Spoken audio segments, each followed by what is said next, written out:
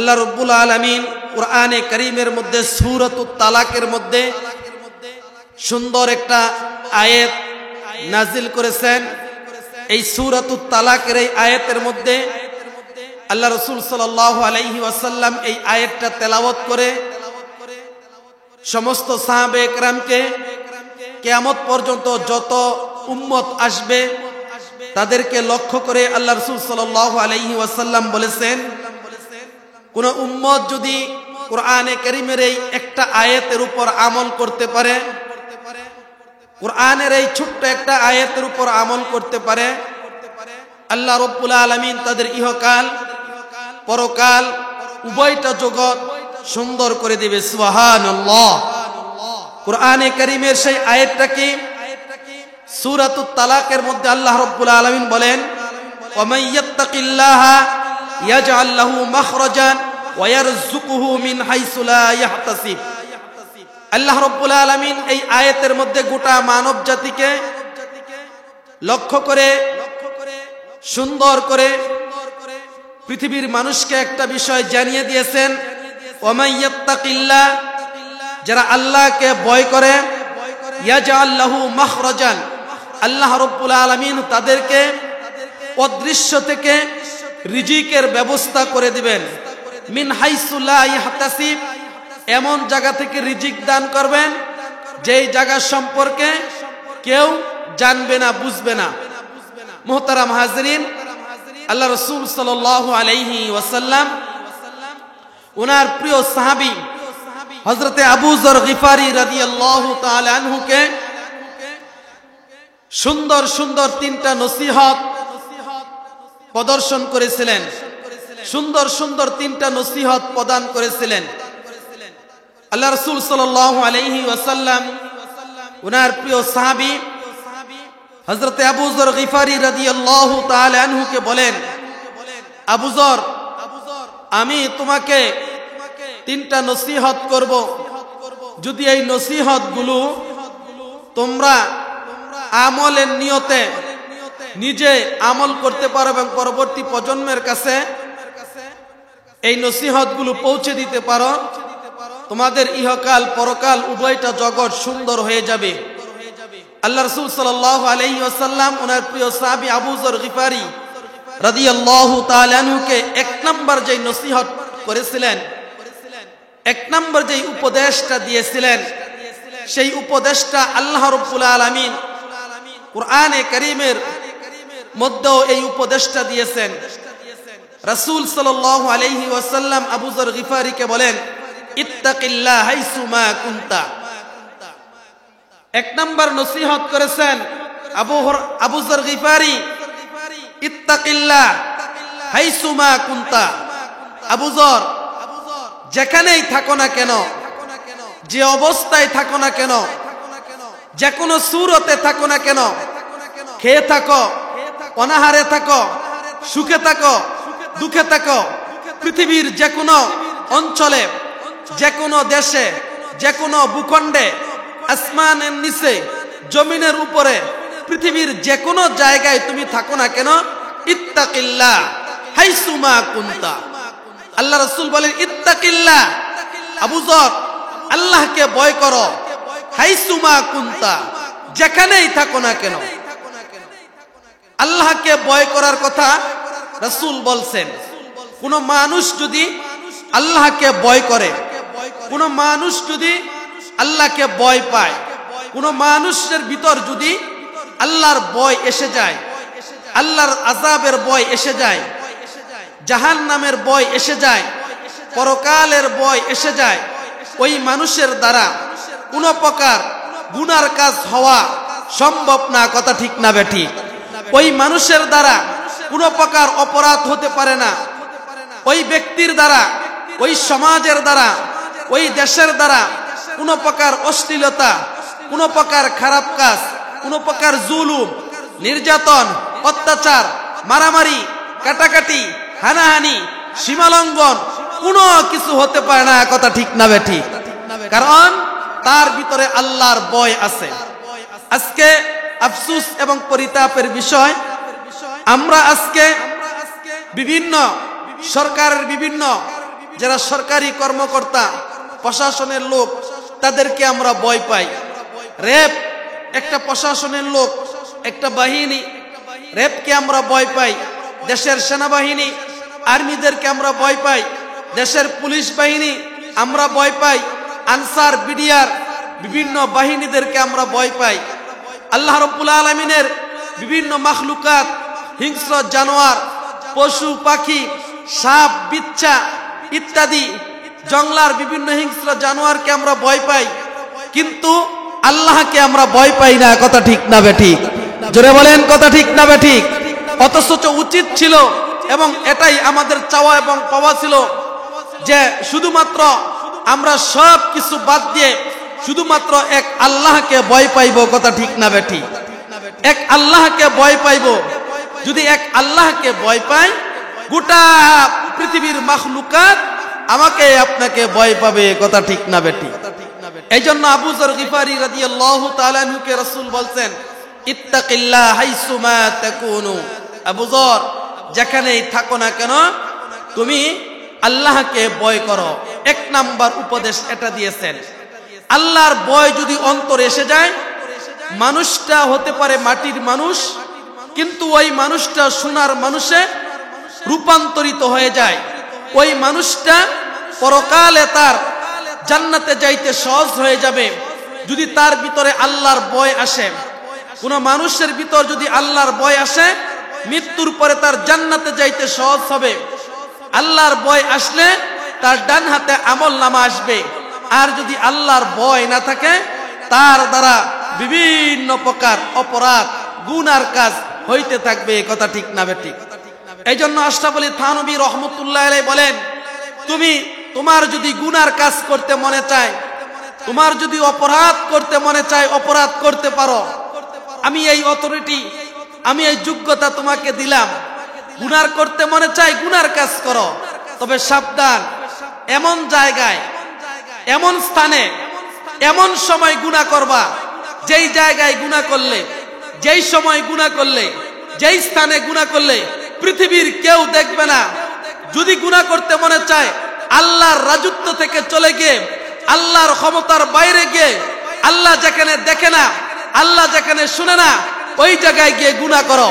আপনাদের কাছে আমার প্রশ্ন, পৃথিবীর এমন কোন জায়গা আছে, এমন কোন স্থান আছে, এমন কোন সময় আছে, মানুষ আস্তে বলুক অথবা জোরে বলুক, মানুষ ছোট্ট গুনাহ করুক অথবা বড় গুনাহ করুক, যেই অপরাধ সম্পর্কে স্বয়ং আল্লাহ জানে না? কথা ঠিক না বেঠিক?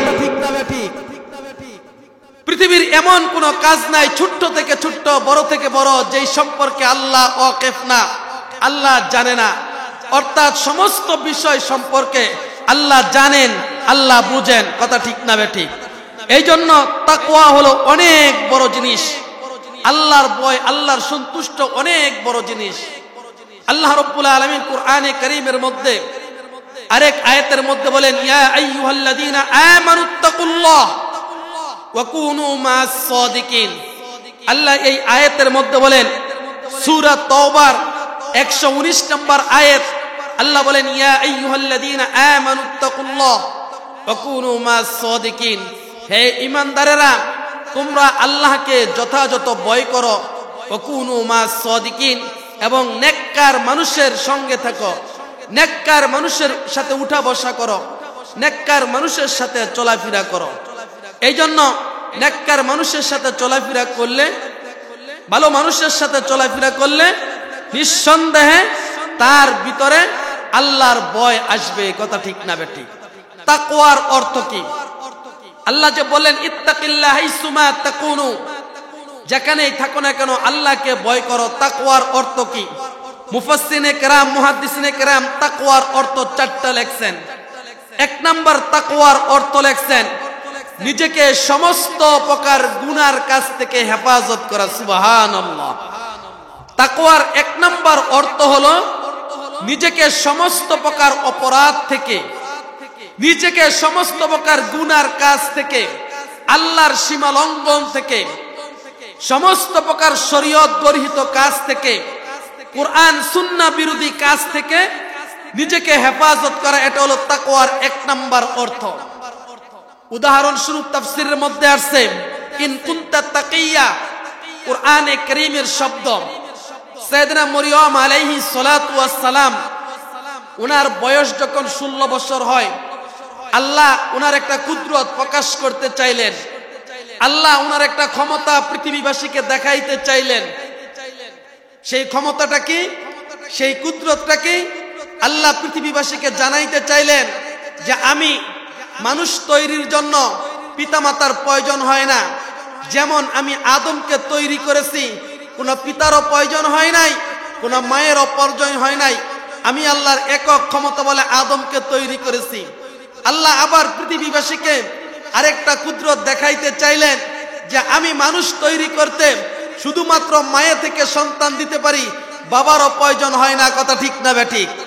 সাইয়েদনা মরিয়ম আলাইহিস সালাতু ওয়াস সালাম, উনার বয়স যখন 16 বছর, তাফসিরে রুহুল মানি, রুহুল বয়ান, তাফসিরে জালালাইন, তাফসিরে মারিফুল কুরআন, তাফসিরে সবি, এই কিতাবের মধ্যে আসছে উনি 16 বছর বয়সে একদিন হঠাৎ করে হাম্মাম খানায়, বাথরুমে, ওয়াশরুমে গোসল করার জন্য প্রবেশ করলেন।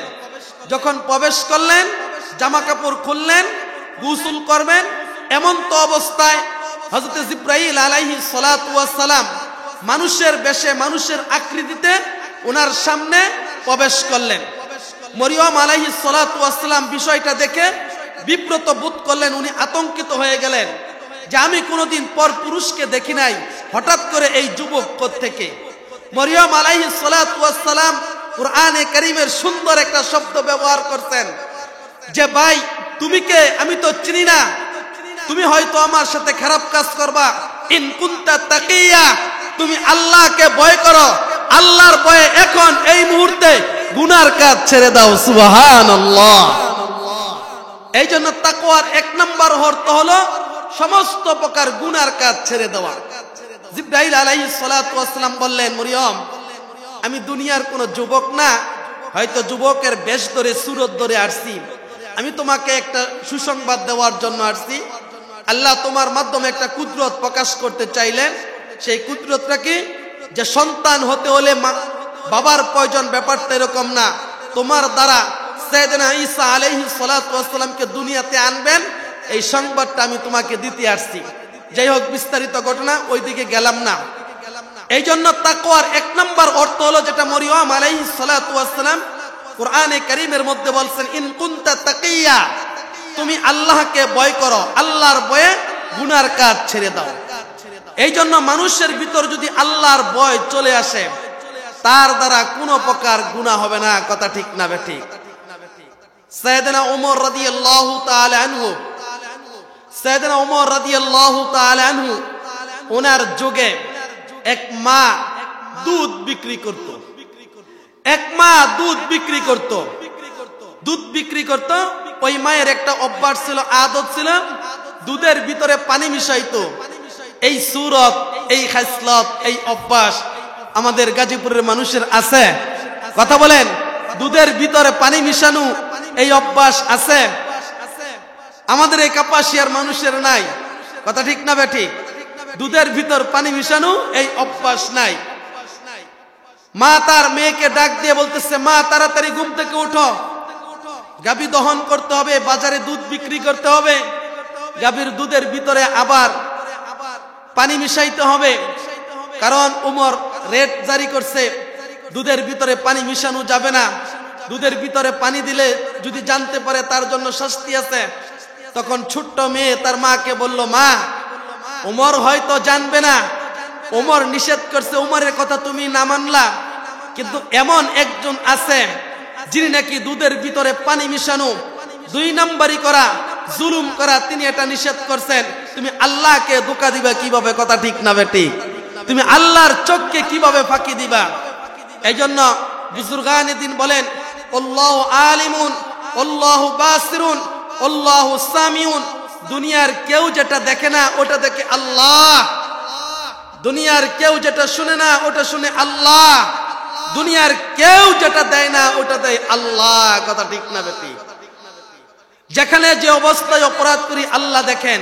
উমর রাদিয়াল্লাহু তাআলা আনহু উনি যখন এই কথাগুলো ঘরের আড়াল থেকে শুনলেন, ঘরের আড়াল থেকে এই কথাগুলো আলাপচারিতা শোনার পরে সকালবেলা খাদেম দিয়ে মা এবং মেয়েকে তালাশ করলেন। মা এবং মেয়েকে রাষ্ট্রীয় দরবারে ডাকলেন। ডাকার পরে বললেন, তোমরা দুধের ভিতরে পানি মিশাইলা, এটা তো ঠিক না। যাই হোক, বিভিন্ন কথা বললেন। ওমর বললেন, যেই মেয়ের ভিতরে আল্লাহর ভয় আসতে পারে, নিঃসন্দেহে এই মেয়েটা হবে জামানার আল্লাহর ওলি। কথা ঠিক না বেঠিক? কিতাবের মধ্যে আসছে, ওমর রাদিয়াল্লাহু তাআলা আনহুর ছেলে আব্দুল্লাহ ইবনে ওমর রাদিয়াল্লাহু তাআলা আনহুকে দিয়ে এই মেয়ের সাথে বিবাহ দিবেন। আর এই মেয়ের গর্ভে থেকে জামানার দ্বিতীয় ওমর ইবনে আব্দুল আজিজ রাহমাতুল্লাহ আলাইহির মতো মহান ব্যক্তি, আল্লাহর ওলি জন্ম নিয়েছেন। সুবহানাল্লাহ। এইজন্য তাকওয়ার এক নাম্বার অর্থ হলো নিজেকে সমস্ত প্রকার গুনার কাজ থেকে হেফাজত করা, নিজেকে সমস্ত গুনার কাজ থেকে বেঁচে থাকা। আর এটা তখনই সম্ভব যখন আল্লাহর ভয় অন্তরে এসে যাবে। দ্বিতীয় নাম্বার তাকওয়ার অর্থ আল্লাহ রাব্বুল আলামিন কোরআনে কারীমের মধ্যে সূরা বাকারার মধ্যে যেটা বলছেন, তাকওয়ার অর্থ হলো ইবাদত করা, আমল করা, আমলে সালেহ করা। হুদাল্লিল মুত্তাকিন আল্লাযীনা ইউমিনুনা বিল গায়বি ওয়া ইউকিমুনাস সালাতা ওয়া মিম্মা রাযাকনাহুম ইউনফিকুন। এই জায়গার মধ্যে আল্লাহ রাব্বুল আলামিন তাকওয়ার অর্থ বলছেন ইবাদত করা। চাই সেই ইবাদতটা নামাজ হতে পারে, যাকাত দেওয়া হতে পারে, রোজা রাখা হতে পারে, হজ করা হতে পারে, পর্দা পোশিদা হতে পারে। মোট কথা সমস্ত ইবাদত করা, এটাও তাকওয়ার একটা অর্থ। কথা ঠিক না বেঠিক?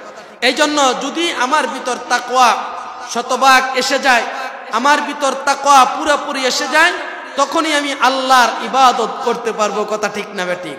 কারণ যার ভিতরে তাকওয়া আছে সে কোনোদিন আল্লাহর আইনের বাহিরে, আল্লাহর ইবাদতের বাহিরে সে তার জীবন কাটাইতে পারে না। কথা ঠিক না বেঠিক?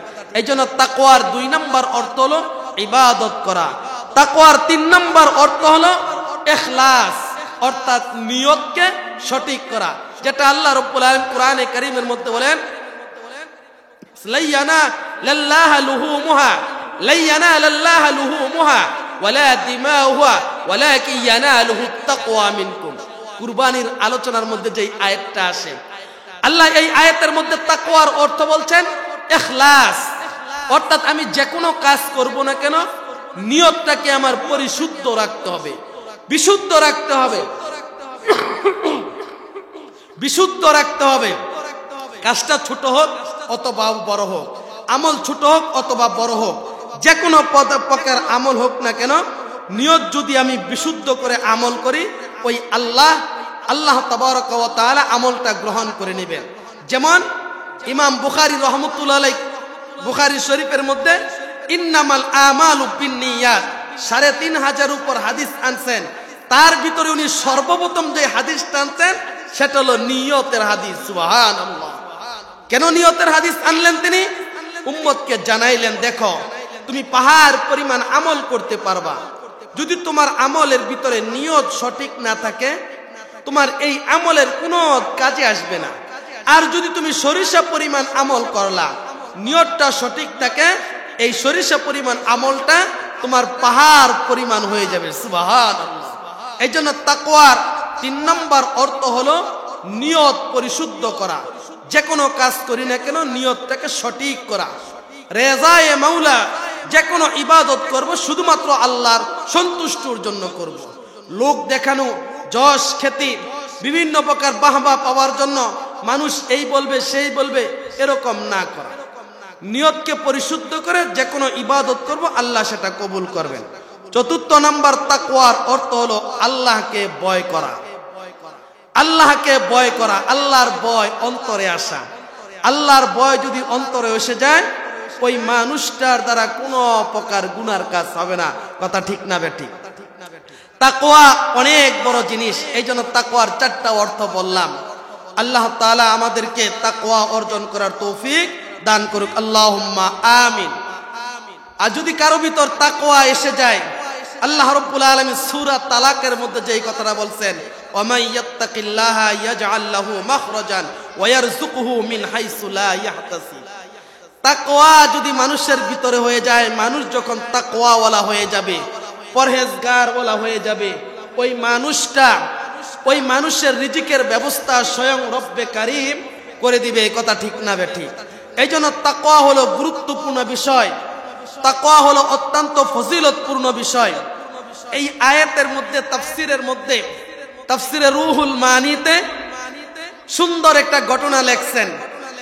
আল্লাহ রাসূল সাল্লাল্লাহু আলাইহি ওয়াসাল্লামের প্রিয় সাহাবী হযরত জুবায়ের রাদিয়াল্লাহু তাআলা আনহু একদিন আল্লাহ রাসূল সাল্লাল্লাহু আলাইহি ওয়াসাল্লাম সাহাবীদেরকে নিয়ে দ্বীনের বিভিন্ন বিষয় শিক্ষা দিয়েছেন। এমন তো অবস্থায় আব্দুল্লাহ ইবনে জুবায়ের বলেন, ইয়া রাসূলুল্লাহ, আমি ইস্তেনজা করতে যাব, আমাকে ছুটি দেন। আল্লাহ রাসূল বলল, ঠিক আছে, যাও। আব্দুল্লাহ ইবনে জুবায়ের রাদিয়াল্লাহু তাআলা আনহু ইস্তেনজা করতে চলে গেলেন। উনি ইস্তেনজা করতেছে আর একটা ঘটনা অবলোকন করতেছে, দেখতেছে। ঘটনাটা কি? দেখে ছোট্ট একটা ইঁদুর সে তার দাঁত দিয়ে মাটির গর্ত থেকে কি যেন খুঁড়ে খুঁড়ে বের করতেছে, কি যেন সে মাটি থেকে বের করতেছে।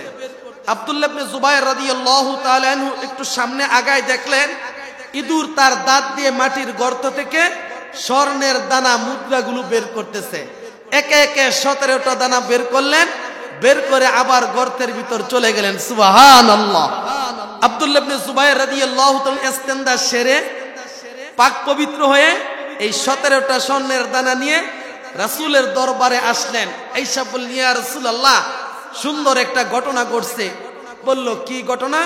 বলল, আমি যখন ইস্তেনজা করতে বসলাম দেখলাম আল্লাহর একটা মাখলুক ইঁদুর সে তার দাঁত দিয়ে গর্তের ভিতর থেকে 17টা স্বর্ণের দানা বের করছে, এই দানাগুলো আমি নিয়ে আসছি। তখন আল্লাহ রাসূল সাল্লাল্লাহু আলাইহি ওয়াসাল্লাম সূরা তালাকের এই আয়াতটা তেলাওয়াত করলেন, ওয়ামান ইয়াত্তাকিল্লাহা ইয়াজআল লাহু মাখরাজান ওয়া ইয়ারযুকুহু মিন হাইসু লা ইয়াহতাসিব। ও আমার সাহাবীরা শুনো, উম্মতে মুহাম্মাদি শুনো, যদি তোমরা আল্লাহকে সঠিকভাবে যথাযথ ভয় করো, দুনিয়া তামা হয়ে যেতে পারে, আল্লাহ তোমাদের রিজিকের অভাব রাখবেন না। সুবহানাল্লাহ। রিজিকের অভাব রাখবেন না। এই জন্য তাকওয়া হলো অনেক বড় জিনিস। তাকওয়া, আল্লাহর ভয় অনেক বড় জিনিস। কোত্থেকে রিজিক আসবে এটা আল্লাহ ভালো জানে। আমাদের আকাবির সাহাবায়ে কেরামের ভিতর তাকওয়া 100 ছিল। ওমর রাদিয়াল্লাহু তাআলার কথা বলতেছিলাম, উনি প্রায় 12 বছরের উপরে রাজত্ব পরিচালনা করছেন। উনি একদিন সফর করতেছেন, মরুভূমির ভিতর দিয়ে যাইতেছেন। মরুভূমির ভিতর দিয়ে যাওয়ার পথে উনি সফর করতে করতে ওনার ক্ষুধা লাগলো, ওনার তৃষ্ণা আসলো, পিপাসা আসলো। উনি দেখে একটা রাখাল বকরি চড়াইতেছে। রাখালকে গিয়ে বললেন যে, ভাই, আমার তো পিপাসা লাগছে, আমার ক্ষুধা লাগছে, তোমার বকরির পাল থেকে একটু দুধ যদি দহন করে আমাকে দিতা, আমি এই দুধ পান করে আমার তৃষ্ণা মিটাইতাম, ক্ষুধা নিবারণ করতাম। তখন রাখাল ছোট্ট একটা জবাব দিছেন। আজকে রাখালের এই জবাবটা যদি আমাদের দেশের পুরা বিশ্বের ছোট থেকে বড়, বড় থেকে ছোট প্রত্যেকটা মানুষের ভিতর এই বুঝ আসতো, ওই মানুষ কোনোদিন খারাপ কাজ করতে পারতো না। কথা ঠিক না বেঠিক?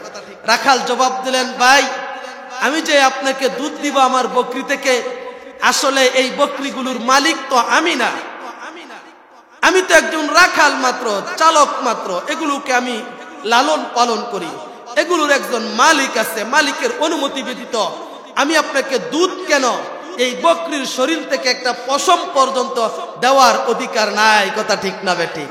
ওমর রাদিয়াল্লাহু তাআলা আনহু চিন্তা করলেন তার ভিতরে আল্লাহর ভয় তাকওয়া কেমন আছে, আরেকটু পরীক্ষা করে দেখি। ওমর রাদিয়াল্লাহু তাআলা আনহু আরেকটা প্রস্তাব পেশ করলেন। বলল, ভাই, আমি তোমাকে, দুনিয়ার কেউ জানবে না, কেউ বুঝবে না, এখানে অনেকগুলো বকরি আছে, তার ভিতর থেকে তুমি আমাকে একটা বকরি দিয়ে দাও, বিনিময়ে আমি তোমাকে কিছু টাকা দান করব। তুমিও লাভবান হইলা, আমিও লাভবান হইলাম। তখন এই যুবক সুন্দর একটা জবাব দিয়েছিলেন, ইয়া হাযা আইনাল্লাহ, ইয়া হাযা আইনাল্লাহ। ও ভাই, তুমি আমাকে টাকা দিবা, বিনিময়ে আমি বকরি দান করব। দুনিয়ার কেউ জানবে না, কিন্তু একজন মালিক আসমানে বসে আছেন, ওনাকে ফাঁকি দিব কিভাবে? কথা ঠিক না বেটি? যুবক যখন এই কথা বললেন, উমর রাদিয়াল্লাহু তাআলা বললেন, তোমার মতো যুবক যতদিন পৃথিবীতে থাকবে, ওই পৃথিবীর ভিতর কোনোদিন দুই নাম্বারি, কোনোদিন ওই এলাকার ভিতরে জুলুম নির্যাতন, কোনোদিন সিটারি বাটপারি হতে পারে না। কথা ঠিক না বেটি? এই জন্য তাকওয়া ওয়ালা হইলে আল্লাহ রাব্বুল আলামিন অনেক গুনাহ থেকে নিজেকে হেফাজত করায়। কথা ঠিক না বেটি? তাকওয়া অনেক বড় জিনিস। আল্লাহ আমাদেরকে তাকওয়া ওয়ালা বানায় দেয়। সকলে আল্লাহুম্মা আমিন। মুহতারাম হাজরিন, দ্বিতীয় নাম আল্লাহ রাসূল সাল্লাল্লাহু আলাইহি ওয়াসাল্লাম আবু যর গিফারি রাদিয়াল্লাহু তাআলা আনহুকে দিয়েছিলেন। আবু যর গিফারিকে তিনটি উপদেশ দিয়েছিলেন। এক নম্বর উপদেশ হলো, আবু যর গিফারি ইত্তাকিল্লাহ হাইসুমা কুনতা, তুমি যেখানেই থাকো না কেন আল্লাহকে ভয় করো। দ্বিতীয় নম্বর উপদেশ, ওয়া আতবিউ সাইয়্যাতিল হাসানা। আবু যর গিফারি দ্বিতীয় নম্বর উপদেশ হলো তোমার জন্য, তুমি যখন কোনো শয়তানের প্রবঞ্চনায় পড়ে তোমার কোনো গুনার কাজ হয়ে যায়, সাথে সাথে তুমি একটা নেক কাজ করে নিবা। দুই নম্বর উপদেশ আবু যর গিফারিকে দিয়েছেন, ওয়া আতবিউ সাইয়্যাতিল হাসানা। আবু যর গিফারি, শয়তান তোমার জন্য আমার জন্য সর্বদাই গুমরার পথে পরিচালনার জন্য প্রস্তুত। তবে যদি কখনো কোনো সময় শয়তানের প্রবঞ্চনায় পড়ে গুনার কাজ হয়ে যায়, সাথে সাথে একটা নেক কাজ করে নিবা। কারণ আল্লাহ রাব্বুল আলামিন বলেন, বান্দা যখন কোনো গুনার কাজ করে আর যখন সাথে সাথে একটা নেক কাজ করে ফেলে, এই নেক কাজটা বদৌলতে, নেক কাজের কারণে তার গুনাহগুলোকে মিটিয়ে দেওয়া হয়। এই জন্য গুনাহ অত্যন্ত খারাপ জিনিস। ইযা আসনাবাল আবদা যামবান, হাদিসের মধ্যে রাসূল বলেন, কোন মানুষ যখন গুনাহ কাজ করে, কোন বনি আদম যখন গুনার কাজ করে, তার অন্তরের মধ্যে কালো একটা দাগ পড়ে। মুসলিম শরীফের হাদিস, আল্লাহ রাসূল বলেন, কোন বনি আদম একটা গুনার কাজ করলে তার অন্তরের ভিতর কালো একটা দাগ পড়ে। এই আদম সন্তান যখন তওবা করে না, তার আরেকটা দাগ পড়তে থাকে। এমন গুনার কাজ করতে করতে বাড়তে বাড়তে তার পুরা অন্তরটা কালো হয়ে যায়। তখন ওই অন্তর দিয়ে আর আল্লাহর ইবাদত করতে ভালো লাগে না, ওই অন্তর দিয়ে আর আল্লাহকে ডাকাডাকি করতে ভালো লাগে না, আল্লাহর বিধানগুলোকে মানতে ভালো লাগে না। কথা ঠিক না বেটি? এই জন্য আমরা আদম সন্তান, গুনাহ হওয়াটাই স্বাভাবিক, গুনাহ হওয়াটাই স্বাভাবিক। গুনাহ হয়ে গেল সাথে সাথে তওবা করব। তওবা সম্পর্কে কোরআনে কারীমের মধ্যে রব্বে কারীম বলেন, কুল ইয়া ইবাদিয়াল্লাযীনা আসরাফু আনফুসিহিম লা তাকনাতু মির রাহমাতিল্লাহ ইন্নাল্লাহা ইয়াগফিরু যুনুবা জামিআ ইন্নাহু হুয়াল গফুরুর রহিম। আল্লাহ এই আয়াতের মধ্যে গোটা পৃথিবীবাসীকে কিয়ামত হওয়ার আগ পর্যন্ত সবাইকে বলে দিচ্ছেন, কিয়ামতের আগ পর্যন্ত তুমি যত বড় গুনাহগার হও না কেন, আমি আল্লাহর কাছে খাটি দিলে মাপ চাইবা, তওবা করবা, আমি আল্লাহ সমস্ত গুনাহ খাতা মাফ করে দেব। সুবহানাল্লাহ। আমার আপনার গুনার একটা লিমিটেড আছে, পর্যায় আছে। আমার আপনার গুনাহ যদি পুকুরের পানির পরিমাণ হয়, আল্লাহর রহমত হলো সাগরের পানির পরিমাণ। কথা ঠিক না বেটি? আমার আপনার গুনাহ যদি পাহাড় পরিমাণ হয়, আল্লাহর রহমতের পরিমাণ হলো আসমান পর্যন্ত। কথা ঠিক না বেটি? এই জন্য আমার আপনার গুনার সীমা আছে, সীমাবদ্ধতা আছে, আল্লাহর রহমতের কোনো সীমাবদ্ধতা নাই। কথা ঠিক না বেটি? এই জন্য আবু যর গিফারিকে রাসূল বলছেন, ওয়া আতবিউ সাইয়্যাতিল হাসানা। আবু যর, গুনাহ হয়ে গেলে সাথে সাথে একটা নেক কাজ করে নিবা।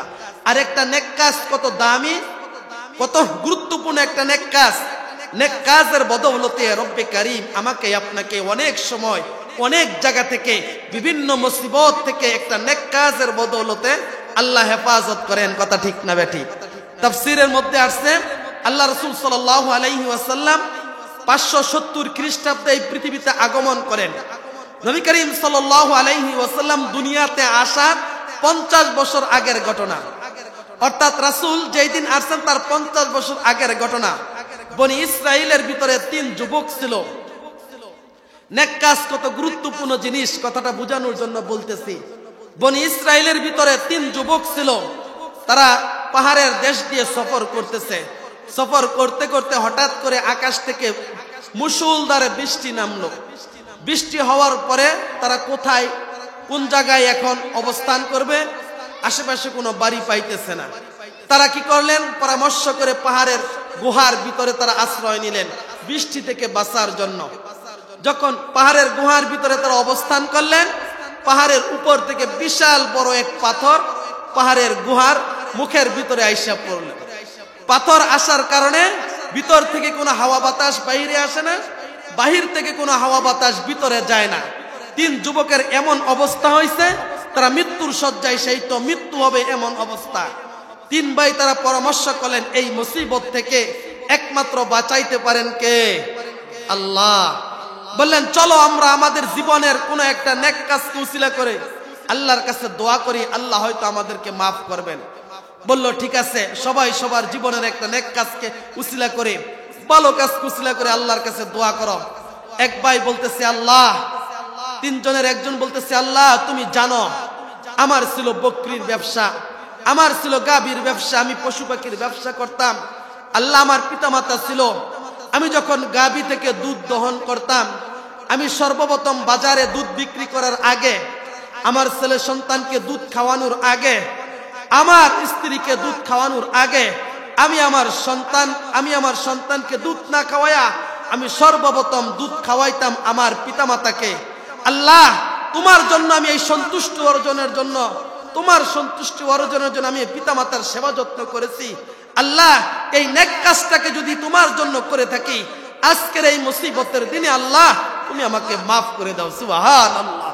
কিতাবের মধ্যে আসছে, এই কথা বলতে দেরি হয়েছে, পাথরের 3 ভাগের 1 ভাগ সরে গেছে। সুবহানাল্লাহ।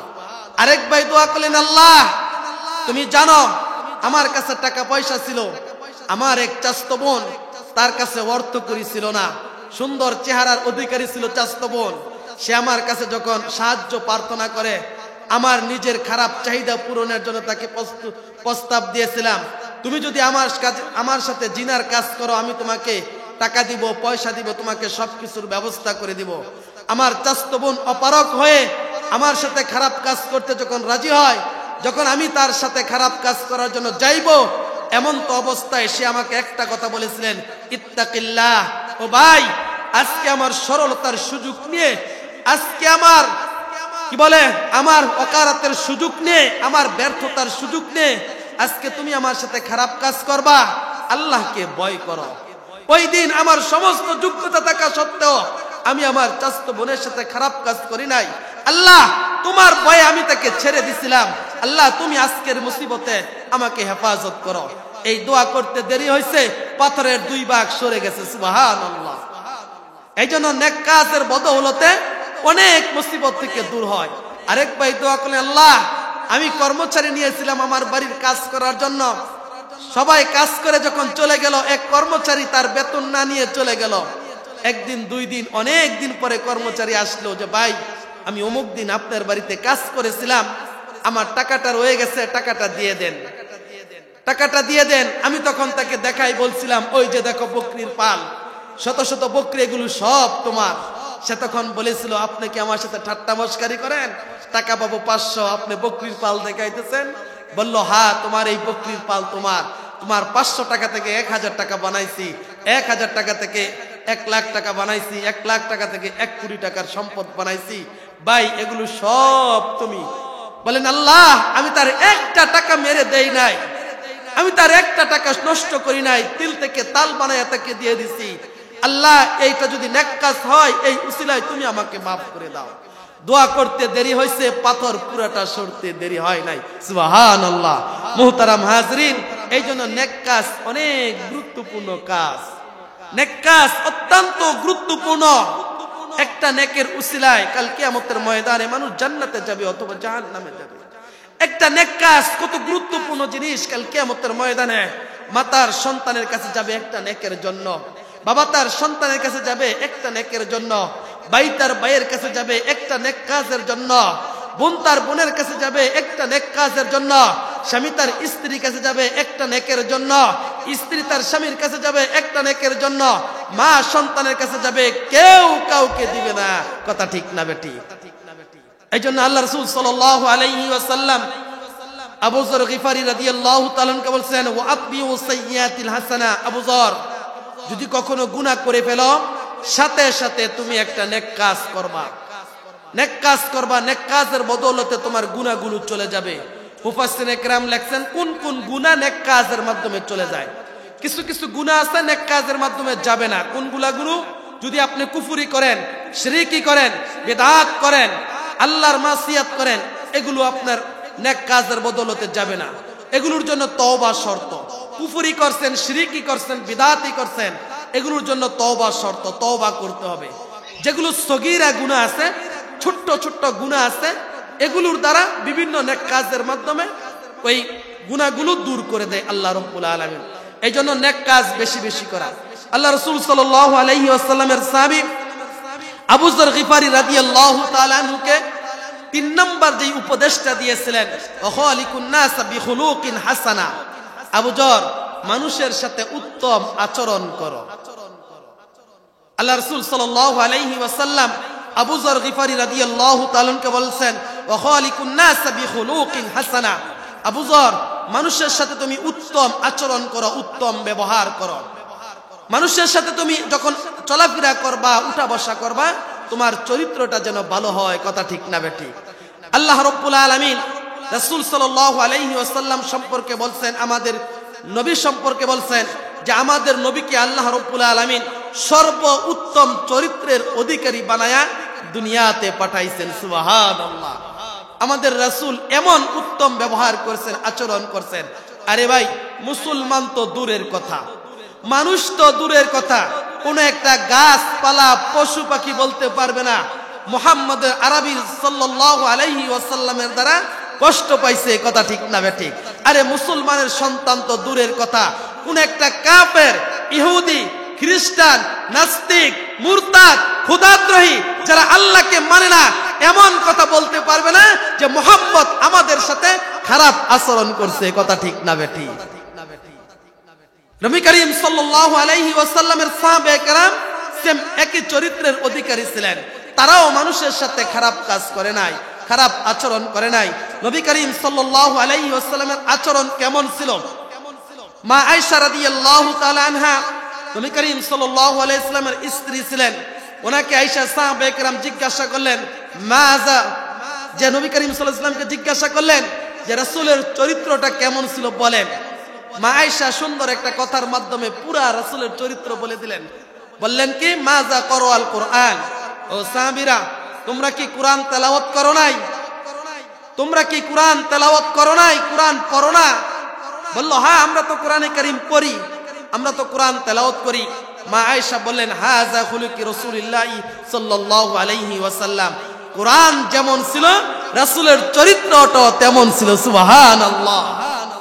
অর্থাৎ কোরআন যে জায়গায় জায়েজ বলেছে রাসূল ওই জায়গায় জায়েজ বলেছে, কোরআন যে জায়গায় নাজায়েজ বলেছে রাসূল ওই জায়গায় নাজায়েজ বলেছে, কোরআন যেখানে যেমন বলেছে, যেমন করতে বলেছেন রাসূল ওই জায়গায় তেমন করেছেন। এই জন্য নবী করিম সাল্লাল্লাহু আলাইহি ওয়াসাল্লাম উত্তম চরিত্রের অধিকারী ছিলেন। আমরাও রাসূলের উম্মত, আমাদের চরিত্রটা, আমাদের ব্যবহার, আচার, আদব, আখলাক, মুআমালাত, মুআশারাত এগুলো সব সুন্দর হতে হবে। কথা ঠিক না বেঠিক? নবী করিম সাল্লাল্লাহু আলাইহি ওয়াসাল্লামের আচরণ কেমন ছিল? কিতাবের মধ্যে আসছে, তারিখে বাগদাদের মধ্যে কিতাবের মধ্যে আসছে, নবী করিম সাল্লাল্লাহু আলাইহি ওয়াসাল্লামের বাড়িতে এক ইহুদি মেহমান হইছেন। মেহমান হওয়ার পরে আল্লাহ রাসূল সাল্লাল্লাহু আলাইহি ওয়াসাল্লাম তাকে রাত্রিবেলা খাবারের ব্যবস্থা করলেন, তার জন্য সুন্দর বিছানার ব্যবস্থা করলেন। খাবার দাবার দেওয়ার পরে খানা খাইলেন, রাত্রিবেলা সুন্দর বিছানায় শুয়ে পড়লেন ইহুদি। ভাগ্যের নির্মম পরিহাস, রাত্রেবেলা ইহুদির পেটের ভিতরে সমস্যা আসলো, গ্যাস হলো প্রচুর পরিমাণ। তার কারণে ইহুদি পুরা বিছানার মধ্যে প্রস্রাব পায়খানা করে ফেলছেন। প্রস্রাব পায়খানা করার কারণে ইহুদি লজ্জায় রাসূলের সাথে সাক্ষাৎ না করে, না বলে শেষ রাতে রাসূলের বাড়ি থেকে চলে গেছেন। আল্লাহ রাসূল সাল্লাল্লাহু আলাইহি ওয়াসাল্লাম যখন সকাল হলো, ঘরের ভিতরে ঢুকে দেখেন বিছানা নষ্ট করে ফেলছেন। আল্লাহ রাসূল সাল্লাল্লাহু আলাইহি ওয়াসাল্লাম তখন আফসোসের সাথে বললেন, হায় আল্লাহ, তুমি আমাকে মাফ করে দিও, আমি তাকে কি খানা খাওয়াইলাম? আমার ভাই কষ্ট হয়েছে সারা রাত, সে প্রস্রাব পায়খানা করে বিছানা নষ্ট করছে, আল্লাহ তুমি আমাকে মাফ করে দিও। ইহুদি কি করলেন? বাড়িতে যখন গেলেন, গিয়ে দেখে তার সাথে যেই দামি তরবারি ছিল, তরবারি রেখে আসছে রাসূলের বাড়িতে। এখন তরবারি আনবেন, লজ্জায় উনি যাইতে পারতেছেন না, আবার তরবারি ছেড়ে দিবেন, এই লোভ উনি সামলাতে পারছেন না। দামি জিনিস কিভাবে আমি ছেড়ে দেই? উনি পরামর্শ করলেন যে তরবারি আমার দরকার। তরবারি যখন রাসূলের কাছ থেকে আনার জন্য গেলেন, গিয়ে দেখে আল্লাহ নবী সাল্লাল্লাহু আলাইহি ওয়াসাল্লাম নিজ হাতে এই ময়লাগুলো পরিষ্কার করতেছে। আল্লাহ রাসূল তার কাছে মাপ চাইলেন। ইহুদি বলতেছে, রাসূল আপনি কেন মাপ চাইবেন? মাপ চাওয়া দরকার তো, আমি অপরাধ করছি। আল্লাহ রাসূল সাল্লাল্লাহু আলাইহি ওয়াসাল্লামের উত্তম আচরণ দেখা হাতে হাত রেখা কালিমা পড়া মুসলমান হয়ে গেছে। সুবহানাল্লাহ। এই ছিল নবী করিম সাল্লাল্লাহু আলাইহি ওয়াসাল্লামের চরিত্র। এই ছিল নবী করিম সাল্লাল্লাহু আলাইহি ওয়াসাল্লামের উত্তম চরিত্র, আমাদেরকে শিক্ষা দিয়ে গেছেন। কথা ঠিক না বেঠিক? রাসূলের প্রিয় সাহাবী আনাস ইবনে মালিক রাদিয়াল্লাহু তাআলা আনহু, আনাস ইবনে মালিক রাদিয়াল্লাহু তাআলা আনহু মাত্র 7-8 বছরের সন্তান। ওনার আম্মা হাত দইরা রাসূলের দরবারে নিয়ে বলতেছে, ইয়া রাসূলুল্লাহ, আমার আনাস ইবনে মালিককে আপনার কাছে দিয়ে গেলাম, তাকে আপনি যেইভাবে মনে চাই ব্যবহার করবেন, আপনার সেবক হিসাবে। নবী করিম সাল্লাল্লাহু আলাইহি ওয়াসাল্লামের সাহাবী আনাস ইবনে মালিক বলেন, আমার মা যখন আমাকে রাসূলের কাছে দিয়ে গেছে, আমি রাসূলের সমস্ত কাজ করতাম। রাসূল আমাকে কোনোদিন চাকরের মতো ব্যবহার করতেন না, সেবকের মতন ব্যবহার করতেন না। মা তার সন্তানকে যেমন লালন পালন করে, বাবা তার সন্তানকে যেমন লালন পালন করে, অভিভাবক হিসাবে রাসূল আমাকে তেমন ভাবে লালন পালন করতেন। একদিনের ঘটনা, আমি যখন ওয়াশরুমে ঢুকলাম, বাথরুমে ঢুকলাম, গোসলখানায় ঢুকলাম, হাম্মামখানায় ঢুকলাম গোসল করার জন্য। আমি গোসল করার পরে আমার ভুলবশত আমার পায়জামা লুঙ্গি আমি রেখে আসছি, ধুইতে মনে নাই। এটা বাথরুম থেকে আর আনি নাই। কতক্ষণ পরে যখন মনে হয়েছে বাথরুমে ঢুকছি এটা আনার জন্য, গিয়ে দেখি আল্লাহ নবী সাল্লাল্লাহু আলাইহি ওয়াসাল্লাম নিজ হাতে আমার সালোয়ার, আমার লুঙ্গি, আমার পায়জামা ধুয়ে উনি রৌদ্রের মধ্যে লেড়ে দিচ্ছেন। সুবহানাল্লাহ। এমন ছিল চরিত্র, এমন ছিল তাদের অভ্যাস। নবী করিম সাল্লাল্লাহু আলাইহি ওয়াসাল্লাম সাহাবায়ে কেরামকে উত্তম চরিত্র শিক্ষা দিয়েছেন। আজকে আমরা যখন মানুষের সাথে ব্যবহার করি, অনেক সময় খারাপ আচরণ করি না, খারাপ আচরণ করব না, রাসূল এটা আমাদেরকে শিক্ষা দেয় নাই। আবু যর গিফারীকে এই শিক্ষা দেয় নাই, উম্মতে মুহাম্মাদীকে এই শিক্ষা দেয় নাই। রাসূল বলছেন, ওয়া খালিকুন নাস বিখুলুকিন হাসানা, মানুষের সাথে উত্তম আচরণ করো। আজকে আমরা অনেক সময় সম্পদের লোভে, ক্ষমতার দম্ভে পড়ে, টাকা সম্পদের লোভে পড়ে, টাকা সম্পদ বেশি হওয়ার কারণে পাড়া প্রতিবেশীর সাথে খারাপ ব্যবহার করি। এরকম করা যাবে না। পাড়া প্রতিবেশী পড়শি যারা আছে তাদের সাথে খারাপ আচরণ করা যাবে না। কারণ আমি যখন সুখে থাকবো, দুঃখে থাকবো, মুসিবতে থাকবো, সর্বপ্রথম এই পাড়া প্রতিবেশী আমার কাছে আসবে। কথা ঠিক না বেঠিক? আমার জানাজায় তারা শরীক হবে, আমার কবরে মাটি তারা দিবে, আমার কবরে তারা নামবে। কথা ঠিক না বেঠিক? জুবায়ের রাদিয়াল্লাহু তাআলা আনহু, জুবায়ের রাদিয়াল্লাহু তাআলা আনহু রাসূলের সাহাবী। উনি এক বিল্ডিং এর ভিতরে থাকতেন। জুবায়ের রাদিয়াল্লাহু তাআলা থাকতেন নিচতলায় বসবাস করতেন, উপর তলায় এক ইহুদি থাকতেন।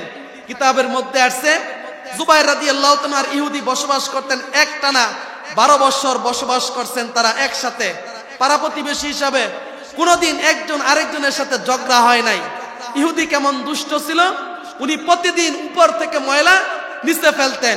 এটা বিল্ডিং বাড়ি হইলে বোঝা যায়, উপর থেকে ময়লা ফেলে নিচতলায় যারা থাকে তাদের কষ্ট হয়। কথা ঠিক না বেঠিক? জুবায়ের রাদিয়াল্লাহু তাআলা কোনোদিন ইহুদিকে ধমক দেয় নাই, বকা দেয় নাই। উনি যখন অসুস্থ হয়ে গেলেন, উনার সন্তান দিয়ে খবর পাঠাইলেন যে আমার পাড়া প্রতিবেশী ইহুদিকে আসতে বলো। ইহুদি যখন আসলেন বলল, ভাই একদিন 2 দিন না 12টা বছর তোমার সাথে আমি দিন কাটাইছি, এক বিল্ডিং এ আমরা ছিলাম। আজকে তোমার কাছে আমি অগ্রিম মাপ চেয়ে নিচ্ছি। আমি আজকে তোমার কাছে হাত জোর করে অগ্রিম মাপ চেয়ে নিচ্ছি। কারণ আমি যখন দুনিয়া থেকে চলে যাব, আমি হয়তো তোমাকে কোনো কিছু বলি নাই। আমার সন্তান যে এমন হবে নাও হতে পারে। এইজন্য আমার সন্তান যদি কোনো দোষ করে থাকে, কোনো অপরাধ করে থাকে, তোমার সাথে খারাপ আচরণ করে, প্রতিবেশীর হক আদায় না করতে পারে, তুমি তাকে মাফ করে দিও, তুমি তাদেরকে মাফ করে দিও, আমি তোমার কাছে মাফ চাইতেছি। ইহুদি যখন এই কথা শুনলেন, বলল, হাযা আসহাবি রাসূলিল্লাহি সাল্লাল্লাহু আলাইহি ওয়াসাল্লাম, শুনছি মুহাম্মদের সাহাবীরা উত্তম চরিত্রের অধিকারী হয়, তার বাস্তব প্রমাণ আজকে পাইলাম। সুবহানাল্লাহ। তারা কি করলেন? সাথে সাথে কালিমা পড়া মুসলমান হয়ে গেছে। আর আজকে আমি একটা গাছ লাগাই, আমি একটা ফার্ম করি, গরুর ফার্ম বলে, মুরগির ফার্ম বলে, পাড়া প্রতিবেশীকে কষ্ট দিয়া করি। কথা ঠিক না বেঠিক? এটা কিভাবে সম্ভব? আরেকজন ভাইকে ক্ষতি করি, কষ্ট করি। আমি তো রাসূলের উম্মত দাবি করলে এমনটা করতে পাই না। কথা ঠিক না বেঠিক? এমনটা করতে পাই না। আমরা সবাই বুড়ির ঘটনা জানি। যেই বুড়ি নবী করিম সাল্লাল্লাহু আলাইহি ওয়াসাল্লামকে কষ্ট দেওয়ার জন্য পায়ের ভিতরে রাস্তার ভিতরে কাটা বেঁধে রাখছে, ওই বুড়ি যখন অসুস্থ হয়েছে, সরকারে দু আলম নবী করিম সাল্লাল্লাহু আলাইহি ওয়াসাল্লাম নিজে তার খোঁজখবর নেওয়ার জন্য গেছে। কথা ঠিক না বেটি? এটাই তো চরিত্র ছিল। কথা ঠিক না বেটি? এইজন্য আবু যর গিফারি রাদিয়াল্লাহু তাআলা আনহুকে যে তিনটা উপদেশ দিয়েছেন আল্লাহ রাব্বুল আলামিন, আল্লাহ রাসূল, যে ইত্তাকিল্লাহ হাইসুমা কুনতা, তুমি যেখানেই থাকো না কেন আল্লাহকে ভয় করো। আল্লাহর ভয় আসলে মানুষ গুনার কাজের মধ্যে লিপ্ত হবে না। কথা ঠিক না বেটি? মানুষ গুনার কাজ করতে পারবে না। আল্লাহর ভয় অত্যন্ত দামি জিনিস। দ্বিতীয় নাম্বার আবু যর গিফারিকে বলছেন ওয়া আতবিউ সাইয়্যাতিল হাসানা, আবু যর যখন কোনো খারাপ কাজ হয়ে যায়, গুনার কাজ হয়ে যায়, সাথে সাথে একটা নেক কাজ করে নিবা। রাসূল 3 নাম্বার উপদেশ দিয়েছেন ওয়া খালিকুন নাসা বিখুলুকিন হাসানা, মানুষের সাথে উত্তম আচরণ করো। কথা ঠিক না বেটি? মানুষের সাথে উত্তম আচরণ করো। আল্লাহ আমাদেরকে এই 3টা কথার উপর আমল করার তৌফিক দান করুক। আল্লাহুম্মা আমিন।